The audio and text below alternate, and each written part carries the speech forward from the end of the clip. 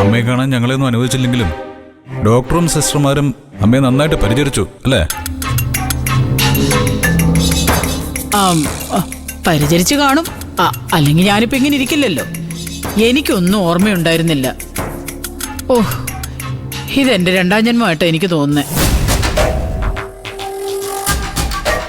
സത്യത്തില് അമ്മയ്ക്കന്ന് എന്താ പറ്റിയത്? നെഞ്ചുവേദന വരുന്നതിന് കുറച്ചു മുമ്പ് അമ്മ ആരോടൊക്കെയോ ഫോണിൽ സംസാരിച്ചു എന്ന് രവി പറഞ്ഞു.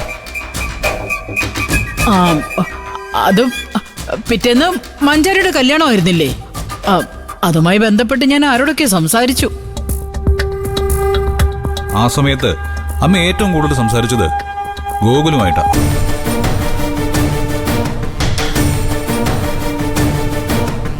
അവ മഞ്ചാടിയുടെ കല്യാണം മുടക്കാൻ അമ്മയോട് പറഞ്ഞിരുന്നു അല്ലേ?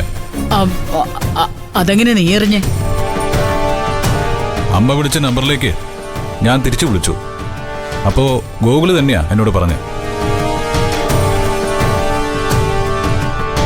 പക്ഷേ അവസാനം വന്ന നമ്പറിൽ വിളിച്ചപ്പോ സ്വിച്ച് ഓഫ് ആയിരുന്നു.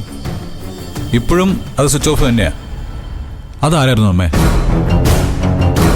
അന്ന് ഗോകുൽ വിളിച്ച ശേഷം എന്നെ വേറെ ആരും വിളിച്ചിട്ടില്ല ഇന്ദ്ര. അവൻ തന്നെ ചിലപ്പോ വേറെ ഏതെങ്കിലും നമ്പറിൽ നിന്ന് വിളിച്ചതാവും.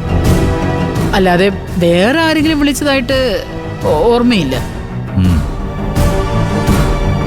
അതുപോട്ടെ, ഈ ഗോകുല് കല്യാണം മുടക്കണം എന്ന് ആവശ്യപ്പെട്ടപ്പോ അമ്മയുടെ തീരുമാനം എന്തായിരുന്നു? ഞാനെന്ത് മറുപടി അവന് കൊടുത്തതെന്ന് അവൻ തന്നെ നിന്നോട് പറഞ്ഞു കാണൂല്ലോ ഇന്ദ്ര.